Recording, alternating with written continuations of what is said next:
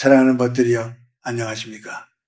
100년 가까이 세상의 바람과 햇살을 맞으며 살아보니 우리네 인생이란 참으로 긴 기차 여행 같다는 깨달음을 얻게 됩니다. 젊은 날엔 수많은 승객을 태우고 시끌벅적한 역들을 지나왔지만 70줄에 접어들면 기차는 이제 황혼이라는 종착역을 향해 서서히 속도를 줄이는 때이지요. 지난 세월을 되돌아보니 우리는 참 많은 착각 속에 살았습니다. 인생의 가장 큰 후회가 돈을 많이 벌지 못한 것이 아니더군요. 가장 큰 실수는 내 기차에 너무 많은 사람을 태우려 애썼다는 것입니다. 정작 내 영혼을 알아주는 진정한 벗은 없는데 그저 빈자리가 두려워 억지로 채워놓은 인연들이 얼마나 많았습니까? 황혼이 깊어지는 이 시기 북적이는 사람들의 소음은 결코 복이 아니라 그저 혼란일 뿐입니다. 혹여 여러분도 지금 그런 피로감을 느끼고 계시지는 않으신지요? 만나고 돌아오면 오히려 기운이 빠지는 무의미한 사교 모임들, 나를 잊을까 두려워 억지로 붙잡고 있는 식어버린 인연들 말입니다. 제 말을 부디 깊이 새겨 들으십시오. 70을 넘긴 여러분의 남은 평화는 전적으로 여러분 주변의 고요함에 달려 있습니다. 사람이 많으면 맑은 기운이 흩어지고 낡고 병든 인연을 곁에 두는 것은 마치 흐르지 않는 고인물을 집안에 두어 맑은 생기성해를 탁하게 만들고 하늘이 주신 수명을 갉아먹는 것과 같습니다. 나에게 맞지 않는 사람을 붙들고 있는 것은 내 인생의 귀한 에너지를 밑 빠진 독에 붓는 격입니다. 그것은 외로움을 달래는 것이 아니라 스스로의 운전을 막는 일이 됩니다. 오늘 저와 함께 여러분의 영혼을 위한 작은 대수술을 시작해 봅시다. 복잡하게 얽힌 인연의 끈을 과감히 놓아버리십시오. 두려워 마십시오. 비워야 채워지는 법입니다. 잡다한 것들을 모두 떠나보내고 오직 단 2명의 친구만 남겨두십시오. 그것이면 충분합니다. 아니, 오직 그것만이 여러분의 남은 생을 가장 품격 있고 찬란한 황금빛으로 물들이는 비결이 될 것입니다. 자, 이제 마음의 문을 열고 귀 기울여 주십시오. 첫 번째로 우리가 과감하게 잘라내야 할 인연은 거칠에 뿌린 술친구와 만날 때마다 신세 한탄만 늘어놓는 사람입니다. 70이라는 나이는 인생의 겨울로 들어서는 입구입니다. 인정하기 싫더라도 우리의 육신은 예전 같지 않습니다. 남은 시간은 유한하고 우리가 쓸 수 있는 기력은 정해져 있습니다. 그런데 이 귀한 시간에 왜 남의 불행을 듣느라 여러분의 생명력을 낭비하십니까? 100년을 살아보며 깨달은 우주의 이치가 하나 있습니다. 말에는 혼이 실려 있고 소리에는 기운이 담겨 있다는 것입니다. 입만 열면 자식 욕, 며느리 흉, 세상 원망, 아픈 몸에 대한 짜증을 쏟아내는 친구들이 주변에 있을 겁니다. 우리는 흔히 친구된 도리로 그 이야기를 들어줘야 한다고 착각합니다. 하지만 영적인 눈으로 보면 그들은 지금 자신의 몸 안에 쌓인 검고 탁한 기운, 즉 나쁜 에너지를 배설하고 있는 것입니다. 그들이 불평을 쏟아낼 때 여러분이 고개를 끄덕이며 맞장구를 쳐주는 그 순간 그들의 탁한 배설물이 여러분의 맑은 영혼 속으로 고스란히 옮겨옵니다. 그들은 쓰레기를 버리고 가벼워져 돌아가지만 그 쓰레기를 받아는 여러분은 집에 돌아와 이유 없이 몸이 무겁고 머리가 아프며 밤새 악몽에 시달리게 됩니다. 이것은 단순한 피로가 아닙니다. 여러분의 운기, 원해가 오염된 것입니다. 나쁜 기운은 전염성이 강하여 결국 여러분 집안의 맑은 공기마저 흐리게 만듭니다. 이것이 바로 애군을 스스로 불러들이는 꼴이 아니고 무엇이겠습니까? 제 지인 중에 김서방이라는 친구가 있었습니다. 사업으로 돈은 좀 벌었지만 마음 깊은 곳에 지독한 외로움을 품고 살던 사람이었죠. 그는 혼자 있는 시간을 견디지 못해 매일같이 사람들을 집으로 불러들였습니다. 그의 거실은 언제나 북적였고 웃음소리와 술잔 부딪히는 소리가 끊이질 않았습니다. 그는 사람들 속에 둘러싸여 자신이 인기가 많다고 사랑받고 있다고 믿었습니다. 제가 여보게 기운을 좀 아끼게, 자네 그 웃음은 진짜가 아니야 라고 충고했지만 그는 사람 사는 정이 그런 게 아니지 않소 라며 웃어넘겼습니다. 결국 70 중반의 뇌졸중으로 쓰러졌고 병상에 눕자마자 그 많던 친구들은 썰물처럼 빠져나갔습니다. 술과 유흥으로 맺어진 인연은 이익이 사라지면 안개처럼 흩어지는 법이지요. 그 넓고 화려했던 집은 마치 무덤처럼 차갑고 고요했습니다. 앙상하게 마른 김서방이 제 손을 잡고 눈물을 흘리며 말하더군요. 교수님, 내가 헛살았습니다. 내 뼈와 살을 깎아서 남들 좋은 일만 시켰구려. 정작 내 몸 하나 돌볼 기운을 남겨두지 않았으니 그는 평생 남들의 감정 쓰레기통 노릇을 하느라 정작 자신의 생명력을 지키는 기운을 다 써버린 것입니다. 이 이야기를 듣는 여러분은 어떠십니까? 혹시 여러분의 전화번호부에도 삭제하지 못한 채 의무감으로 남겨둔 이름들이 있지는 않습니까? 기억하십시오. 노년의 에너지는 양동이의 물과 같습니다. 젊을 때는 물을 좀 흘려도 금세 채워지지만 늙어서는 한 방울의 물도 귀합니다. 의미 없는 사교 모임, 최면치레를 위한 식사 자리, 그저 시간이 남아서 만나는 관계들, 이 모든 것이 여러분의 양동이에 구멍을 뚫는 짓입니다. 그 구멍으로 여러분의 건강과 복록, 그리고 자손에게 물려줄 생기가 줄줄 새어나가고 있는 것입니다. 그러니 오늘부터 당장 실천하십시오. 이것은 비정한 것이 아니라 여러분의 영혼을 보호하는 숭고한 결단입니다. 전화를 걸어 하소연을 시작하려는 친구가 있다면 정중하지만 단호하게 끊으십시오. 내가 요즘 기도가 필요해서 마음을 쉬게 하고 싶네 라고 말하고 거리를 두십시오. 만났을 때 기분이 좋아지는 사람이 아니라면 과감하게 인연을 정리하십시오. 여러분의 집은 사원수엔처럼 정갈해야 합니다. 나쁜 말을 뱉는 사람, 기운을 빼앗는 사람을 여러분의 신성한 사원에 들이지 마십시오. 운명은 여러분이 누구와 함께 시간을 보내느냐에 따라 결정됩니다. 썩은 사과 하나가 상자 전체를 썩게 하듯 부정적인 사람 하나가 여러분의 노년을 병들게 할 수 있음을 명심해야 합니다. 뿌리 껍데기는 가라앉게 두고 알맹이만 남기십시오. 그래야 여러분의 남은 생에 맑고 향기로운 복이 깃들 것입니다. 두 번째로 여러분이 목숨을 걸고 지켜야 할 인연, 그것은 바로 늙은 배우자 혹은 평생을 함께 해온 영혼의 동반자입니다. 나쁜 인연을 정리하여 비워낸 그 자리에 가장 먼저 모셔야 할 귀인은 먼 곳에 있지 않습니다. 바로 지금 등 돌리고 누워있는 그 사람, 밥상머리에서 쩝쩝거린다고 구박했던 바로 그 사람입니다. 많은 노인들이 범하는 가장 어리석은 실수가 무엇인지 아십니까? 남에게는 관대하면서 내 곁을 지키는 배우자에게는 가혹하리만큼 인색하다는 것입니다. 지겨워 죽겠다는 말을 입에 달고 살지요. 제 지인 중에 꽤 큰 사업을 일구었던 박 회장이라는 분이 계셨습니다.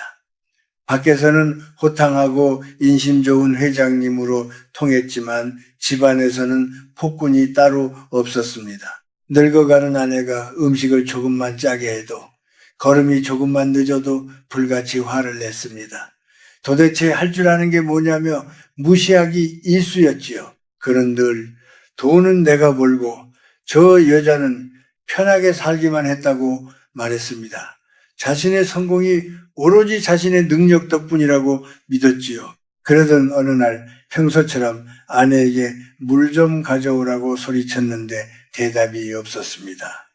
부인이 부엌에서 쓰러져 심장마비로 세상을 떠난 것입니다. 박 회장은 처음에는 슬퍼하는 듯 했지만 내심 이제 잔소리 안 듣고 자유다 싶었을지도 모릅니다. 그러나 진짜 재앙은 그때부터 시작되었습니다. 아내가 떠나고 정확히 1년 뒤 저는 그의 집을 방문하고는 쏘스라치게 놀랐습니다. 그 화려했던 집안에 감돌던 온기는 온데간데 없고 마치 폐가처럼 썰렁한 냉기만 가득했습니다. 박 회장은 1년 사이에 10년은 더 늙어버린 몰골로 멍하니 앉아 있었습니다. 그가 떨리는 목소리로 제게 말했습니다. 교수님, 집안에 해가 져버렸습니다. 아무리 보일러를 떼도 뼈가 시립니다. 내 재산, 내 명예, 그 사람이 없으니 다 휴지 조각이 더군요. 알고 보니 아내가 떠난 후 자식들과의 발길도 끊겼고 집안을 돌보던 보이지 않는 질서가 무너져 내리면서 재산 문제로 소송까지 휘말려 있었습니다. 아내라는 존재가 단순히 밥을 해주는 사람이 아니라 그 집안에 복을 붙들고 있던 기둥이었음을 뼈저리게 깨달은 것입니다. 하지만 이미 버스는 떠난 뒤였습니다. 여러분, 부부란 무엇입니까? 이 우주에서 가장 강력한 음양의 결합입니다. 젊을 때는 사랑과 정욕으로 살지만 늙어서의 부부는 서로의 생명을 지탱하는 에너지의 샘과 같습니다. 여러분의 배우자는 여러분 인생의 기억을 공유하는 유일한 목격자입니다. 이것은 엄청난 영적 힘을 가집니다. 내가 젊은 날 얼마나 찬란했는지, 우리가 얼마나 힘든 고개를 넘어왔는지 기억해 주는 사람이 곁에 있다는 것. 그것 자체가 여러분의 존재를 세상에 묶어두는 뿌리가 됩니다. 그런데 늙어서 배우자를 구박하고 미워하는 것은 내 집에 기둥을 도끼로 찍어내는 것과 같습니다. 배우자에게 쏟아내는 독설과 짜증은 집안의 공기를 찢어놓습니다. 집안에 흐르는 기운, 즉 가와 만사성자, 그 만시청의 기운이 찢어지면 어떻게 됩니까?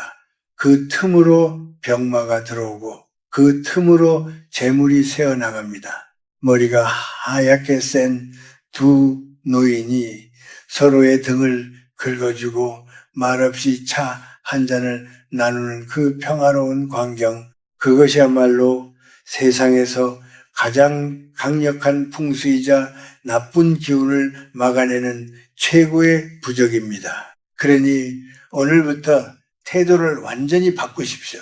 이것은 상대를 위한 봉사가 아니라 여러분 자신의 만년을 위한 생존 전략입니다. 아내의 주름진 얼굴에서 남편의 구분 등에서 부처를 보시고 예수를 보십시오. 그들이 둔해지고 깜빡깜빡하는 것은 여러분을 괴롭히기 위함이 아닙니다. 그저 세월의 파도를 함께 맞으며 낡아진 전우일 뿐입니다. 낡은 배일수록 못질을 함부로 하면 가라앉습니다. 지금 당장 실천할 수 있는 비법을 드리겠습니다. 아침에 눈을 뜰 때 입을 꾹 다물고 속으로 3번만 외치십시오. 이 사람이 내 생명줄이다. 이 사람이 내 복덩이다. 과거의 서운함이 떠오를 때마다 그것을 억지로 끄집어내어 현재의 시간을 오염시키지 마십시오. 그것은 스스로 독을 마시는 행위입니다. 그저 살아있어줘서 고맙소. 내 곁에 있어줘서 다행이요 라고 읊조리십시오. 말이 곧 씨앗이 됩니다. 여러분이 배우자를 귀하게 여기는 순간 그 집안에는 황금보다 더 귀한 화목의 기운이 감돌게 될 것입니다. 그 기운이 여러분을 고독사로부터, 우울증으로부터, 그리고 늑막의 비참함으로부터 지켜줄 유일한 방패임을 명심하십시오. 마지막으로 여러분이 세상 그 무엇과도 바꾸지 말고 목숨을 걸고 지켜야 할 두 번째 친구, 그것은 바로 거울 속에 있는 사람. 태어난 순간부터 흙으로 돌아가는 그 순간까지 단 한 번도 배신하지 않고 여러분 곁을 지킬 유일한 동반자, 바로 여러분 자신입니다. 너무나 당연한 말 같습니까? 하지만 지난 100년을 살아오며 제가 목격한 가장 슬픈 진실은 대부분의 사람들이 죽기 직전까지 이 소중한 친구를 철저히 외면하고 학대하다가 떠난다는 사실입니다. 평생을 누구의 엄마, 누구의 아버지, 어느 집안의 며느리라는 이름으로 사느라 정작 나라는 존재는 빗방 늙은이 취급을 해오지 않으셨습니까? 자식들 입에 맛있는 것 넣어주느라 나는 찬밥에 물 말아먹고 자식들 새 옷 사입히느라 나는 다 늘어난 속옷을 꿰어 입으며 그것을 희생이자 사랑이라고 믿으셨을 겁니다. 제 고향 친구였던 최 여사의 이야기를 들려드리겠습니다. 그녀는 동네에서 보살로 통했습니다. 평생 남편의 술주정을 받아주고 시부모 병수발을 들고 아들 둘을 유학까지 보내며 헌신했습니다. 그녀의 입버릇은 항상 나는 괜찮다. 나는 아무거나 먹어도 배부르다 였습니다. 그녀는 자신의 몸을 돌보는 것을 사치라고 여겼고 자신의 감정을 살피는 것을 죄라고 여겼습니다. 70에 접어들어 남편을 먼저 보내고 이제 좀 편히 살아보려나 싶던 그때 그녀에게 덜컥 위암 말기 판정이 내려졌습니다. 평생을 바쳐 키운 아들들은 어땠을까요? 병원비 문제로 서로 다투기 시작했고 어머니는 왜 건강관리도 안 해서 우리에게 짐을 지우시냐며 짜증을 냈습니다. 병실에 누워 앙상하게 마른 최 여사가 죽기 며칠 전 제 손을 잡고 피를 토하듯 말했습니다. 교수님, 나는 자식들이 나를 버린 게 슬픈 게 아닙니다. 가만히 생각해 보니 나를 가장 먼저 버린 사람은 바로 나 자신이었습니다. 내가 나를 귀하게 여기지 않는데 세상 천지 그 누가 나를 귀하게 여겨주겠습니까? 내 몸한테 너무 미안해서 눈물이 멈추질 않아요. 그녀는 평생 자신을 하녀처럼 부려먹었고 결국 그녀의 영혼도 주인인 그녀를 떠나버린 것입니다. 이것은 단순한 불효의 이야기가 아닙니다. 이것은 우주의 냉혹한 법칙입니다. 여러분의 육체는 여러분의 영혼이 머무는 성전 생대입니다. 그런데 이 성전을 청소하지도 않고 좋은 음식을 공양하지도 않고 늘 못났다, 늙었다, 아프다며 자해의 화살을 쏘아대면 어떻게 되겠습니까? 자신을 학대하는 마음은 강력한 살기 사태가 되어 내면의 생명력을 파괴합니다. 내가 나를 홀대하면 내 몸을 감싸고 있는 보호막인 오라가 찢어집니다. 그 찢어진 틈으로 병마가 들어오고 가난이 들어오고 고독이 들어오는 것입니다.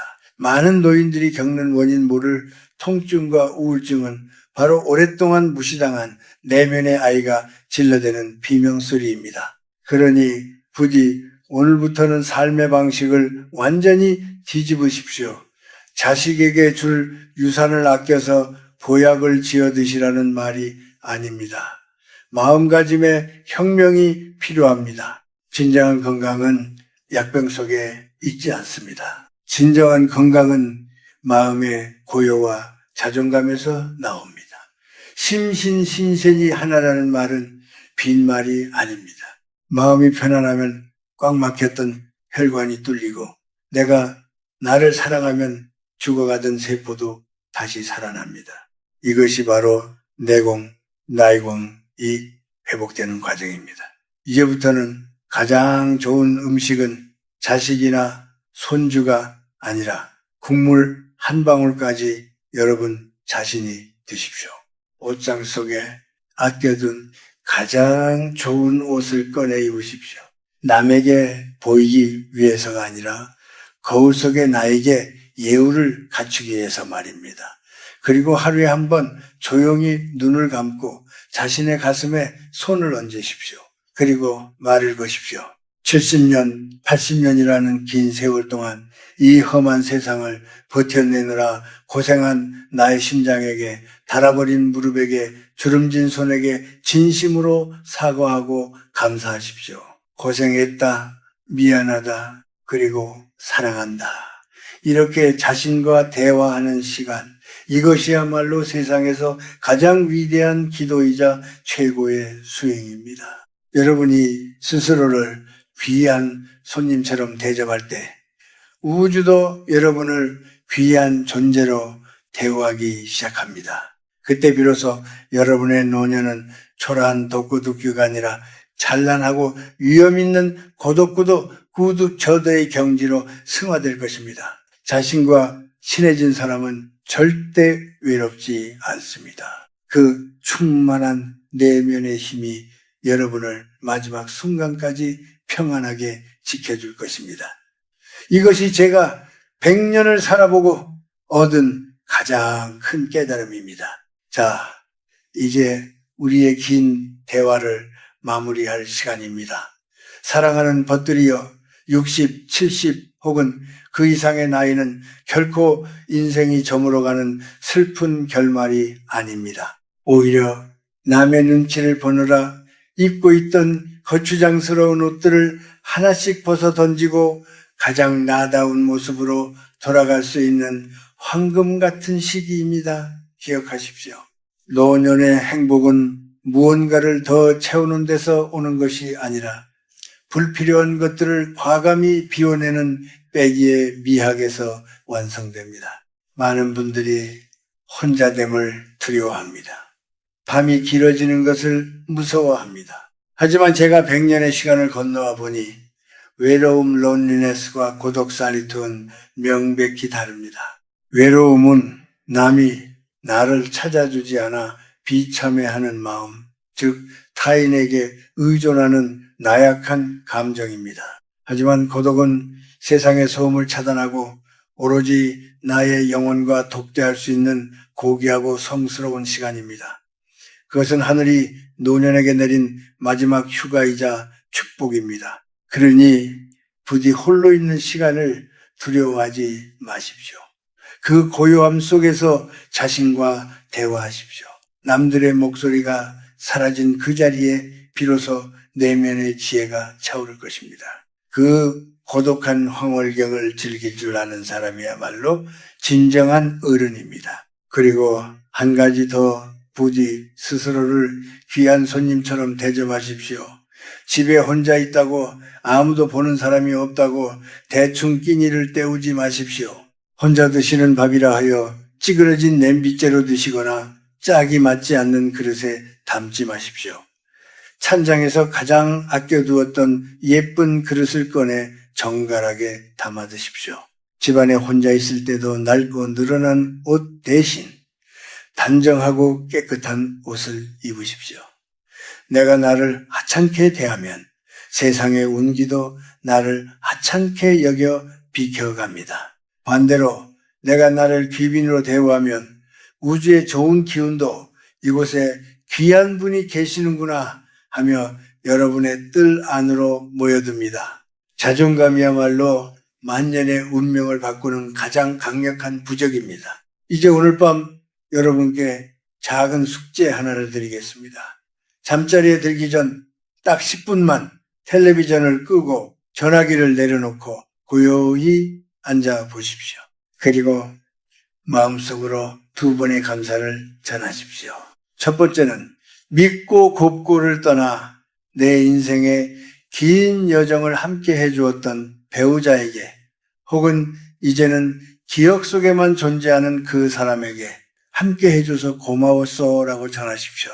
그 용서와 감사가 여러분의 가슴에 맺힌 응어리를 풀어줄 것입니다. 두 번째는 70년, 80년 이 모진 풍파를 견디며 단 한순간도 멈추지 않고 뛰어준 여러분 자신의 심장에게, 그리고 이 늙고 병든 육체에게 정말 고생 많았다, 버텨줘서 고맙다라고 쓰다듬어 주십시오.